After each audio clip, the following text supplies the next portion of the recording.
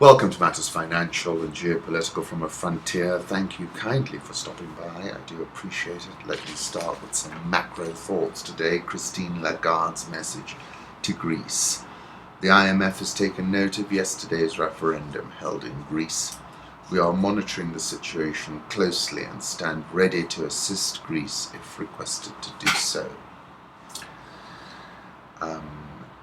I had an interesting interview on the BBC yesterday about the IMF, and sort of the gist of the interview was, should Africa just throw the IMF over?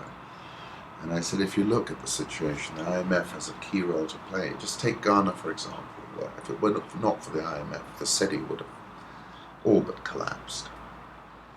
So they have a big role to play as the lender of last resort, I think, across the African continent, and it will be required because policymakers will continue to make mistakes, not unlike President Mahama. Nanex LLC, each dot is a stock trade from Nasdaq, that's in grey, ARCA, which is in red, and EDGX, which is in blue. You can see when EDGX disappears. Gives tremendous deep dive insights via his visuals. I appreciate them thoroughly. Pontifex, the Pope, says, a great challenge. Stop ruining the garden which God has entrusted to us, so all may enjoy it. And then I jump to Lao Tzu. The world belongs to those who let go. Water is fluid, soft, and yielding, and by now you know this is one of my favorites, but water will wear away rock which is rigid and cannot yield. As a rule, whatever is fluid, soft, and yielding will overcome whatever is rigid and hard. This is another paradox. What is soft is strong. Sirikoi tweeted, Sirikoi Lodge, calm before the storm. It's a wonderfully evocative photograph. You can see the storm in the picture. Political Reflections, a very interesting essay, and do click on it if you're interested. It's about Izzat al-Douri. Izzat al-Douri was Saddam Hussein's deputy, and ISIS, drawing the connection between the two. Izzat Ibrahim al-Douri, Saddam Hussein's longtime deputy, was reported dead again on April the 17th. An audio message on the 15th of May disproved this. Douri was the implementer of the Saddam regime's Islamization program in its later years, and a key architect of the insurgency after the regime was overthrown, which helped pave the way for the Islamic State. I concluded by saying Iraq was the Petridish, ISIS the bacteria. WikiLeaks released another tweet saying, allegedly saying that the Saudis were saying the Syrian regime must be overthrown to avoid revenge for what we've done to them. And I'll jump from that to June 18, when the Saudi Deputy Crown Prince Mohammed bin Salman arrived in Russia to see Vladimir Putin. And this area, Grozny, the Caucasus, is now a key area of contestation. And I like this sentence from Global Research. The current goal is to set up chaos zone in the Caspian, Caucasian, Black Sea strategic region. ISIS is a kind of Bickford fuse to detonate preload blast. Now I'll take you to 1995, August, Chechens celebrating the peace. This is a photograph by Thomas Dvorak in the New Yorker. Sir Halford Mackinder, the 19th century political theorist, viewed Central Asia as the pivot region of the world's politics and the heartland, because he said it is the greatest natural fortress in the world. I like this photograph that I found from Sajjad. A Muslim woman prays at the Jamia Masjid on the old quarters of New Delhi during the month of Holy Ramadan. And if you didn't read that article I referred to yesterday by William Dalrymple, you should.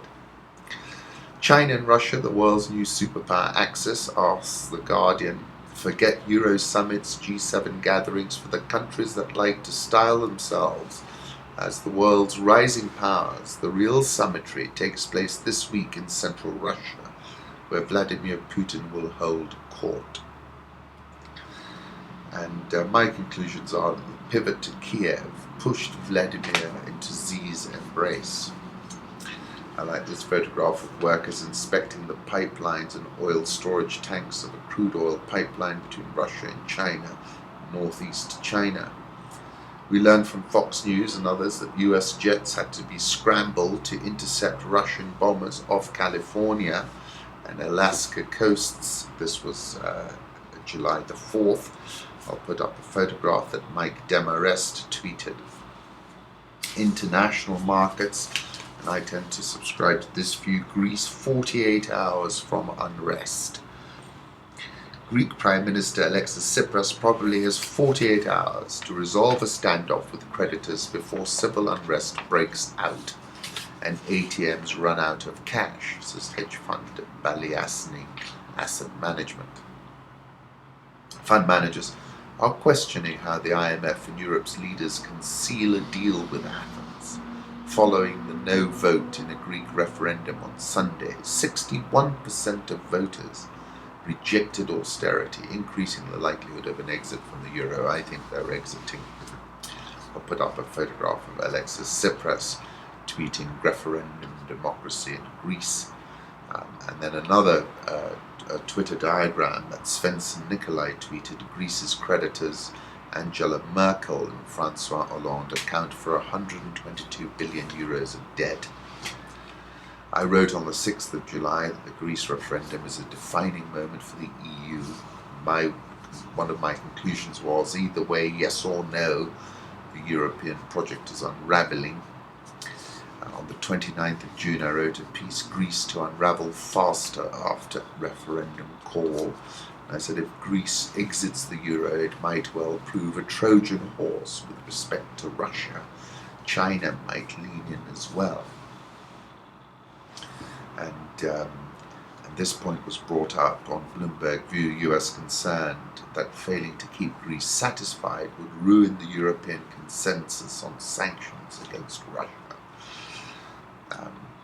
And that the US was lobbying Merkel to find a way to keep Greece in the euro. Greece is the North Atlantic Treaty Organization member, protecting the alliance's southern flank, where Russia has been active lately, and Tsipras has been well received in Moscow. Putin called Tsipras to express support to the Greek people. And I'll put up that photograph.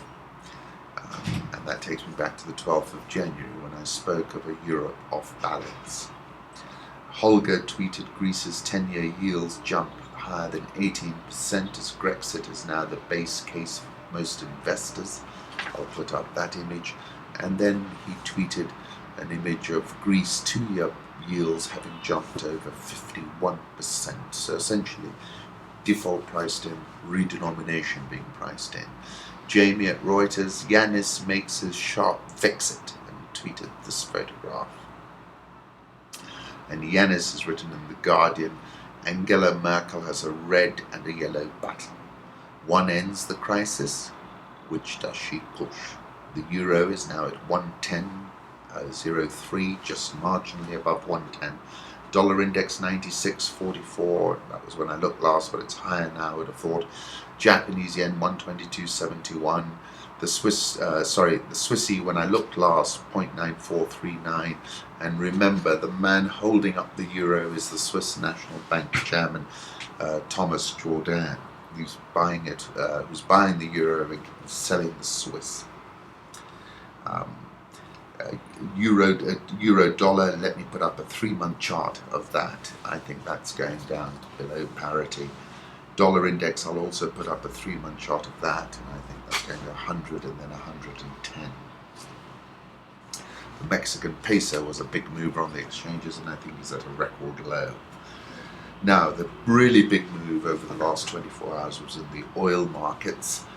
Front month US crude futures were trading at $52.97 earlier, and then now it's topped 53, but they dropped almost 8%. Crude oil, NYMEX crude oil yesterday. Brent crude fell about 6% in the previous session. Both have hit 2-month lows amid mounting concerns over economic stability in Europe and Asia. And on the supply side, an increase in Iranian supply is expected to compete with Russian sales when the new supply hits the market. So it's what I've been speaking for a while. Got squeezed higher and higher by that recursive algorithm, which kept taking it back up to 63. But look where we're now, below 53. Let me put up a 3-month chart, and then also another chart that I found via Twitter of Monday's very, very sharp fall. Gold, 1167. I'm very bearish on gold, continue to be so, notwithstanding the increased uncertainty that we see in the world. Stock market crash represents probably the biggest political risk to the neo-totalitarian Xi Jinping, was one of the points I was making in my weekly piece. I said over in China the bull market is now being mauled by the bears. The Shanghai Composite Index, this was on Sunday, capped its steepest 3-week decline since 1992 last Friday. Shanghai gauge has tumbled more than twice as fast as any other index worldwide. And I said, now consider that there are more individual investors in the Chinese stock market than there are Communist Party members. And you will appreciate the stock market crash represents probably the biggest political risk to the neo-totalitarian Xi Jinping. That description I found via Quartz. Put up a photograph of Xi Jinping as well. And then another image of via San Kim Asia, or San Kim Asia. Stock market dive in China makes the point. And then from I think it's Edna O'Brien, Shanghai Composite down 2.3% in the first few minutes of trade, but she's given the last few sessions of trading. You can see the very big down moves we've had. Let's move on to Africa. Peter Martel, Burundi president snubs regional summit to campaign amid rebel threats. This was the East African community holding a meeting ostensibly about Burundi that Pierre Nkurunziza decided to skip. Capital tweeted East African leaders to meet over the Burundi crisis, and I believe they've essentially called for a delay in the presidential vote. Petridish tweeted, Burundi's President Nkurunziza made a video about himself. You absolutely have to watch it. And the link is there as well. Washington Post's op-ed, Mr. Nkurunziza is fooling no one. In fact, he's fooling no one. Unquestionably, it is his determination to boldly violate his country's constitution and flout the Arusha peace agreement of 2000 that has plunged his country and the Great Lakes region around it into crises. His reckless attempt to stay in power must peacefully come to an end, and soon. The escalating unrest is spilling over into neighboring countries. The United Nations estimates that up to 200,000 Burundians who have fled into Rwanda, Tanzania, and Congo will need humanitarian assistance. In Burundi, meanwhile, violent clashes continue in the capital Bujumbura. At least 15 people have died. I wrote about this on the 4th of May. My piece was called Eyes on Burundi and Spillover Risks. Well, they're spilling over now. And then I found these lovely photographs from The Guardian. People walk past the central bus station in Bujumbura. Have a look at that. Cars queuing up to fill with fuel. That's a Canal Cobel, which is a brand that's here as well. A woman arranges the small dried fish she sells at a market stall in the Musaga market. The price of these fish has risen by 300%, market stall holders say. Protests have forced shops to close across the city. Motorists have complained of a fuel shortage after queuing for hours to fill their tanks. According to Quartz Africa, South Africans have never been this reluctant to spend since the start of this millennium. Consumer confidence is now at its lowest level since 2000. The index released yesterday by First National Bank and the Bureau of Economic Research said confidence had nosedived to minus 15 points in June, from -4 in the previous quarter. To put that in perspective, the index was at -6 at the start of the global recession in 2008. In 2000, when 500,000 jobs were lost as a result of policy that didn't favor job growth, consumer confidence plummeted to -17 points. Worst ever was in 1985, when the index reached -33, as Western multinationals divested from South Africa during apartheid. The South African oil share fell 1.13% yesterday. It's up 3.23% this year. Dollar rand, when I looked last, 12.39.44. I think that's going to the top of the range, which is around 12.75. Egyptian pound has been on the slide of late, now at 773.51. The stock market got clobbered yesterday, down 4.23%. A very, very big wobble. It's now down 11.83% year to date. The index crashed through some key support levels, now down nearly 12% for the year. And I think it's the intensity of the insurgency in the Sinai that's caught everyone off guard. Boko Haram civilian attacks in Nigeria intensify. Lots of female suicide bombers, very young girls, deadly attacks in Jos, underscoring the challenge. Attacks killed at least 44 people, possibly more. Gunmen and suicide bombers struck a popular restaurant, a mosque, shooting worshippers who had gathered for Quranic readings during Ramadan. Brought the death toll from Boko Haram attacks in the last week to more than 200. The carnage in Jos was devastating. There was an explosion at the Antaya mosque, and worshippers began to flee. Umar Farouk Musa, spokesman for JNI, or Jamaat Nasrul Islam, the country's main Muslim organization, said that after the blast, people emerged from nowhere, 5 of them, holding sophisticated arms, shooting sporadically into the crowd. Mr. Musa said he witnessed the mosque attack. We saw those people emerging from nowhere, covered with blankets. Before we knew it, they disappeared into thin air. There were victims beyond what we could count. President Buhari says we cannot afford to disappoint Nigerians at the weekend. Last week, of course, it emerged that Mr. Buhari may not announce his new cabinet before September, 3 months into his tenure, and nearly 6 since his election as president. I think that's a uniquely appalling political call. The Nigeria's currency was quoted at a record low of 232 Naira to the dollar on the parallel market on Monday, down from 230 on Friday. Nigerian oil share down 6.37% this year.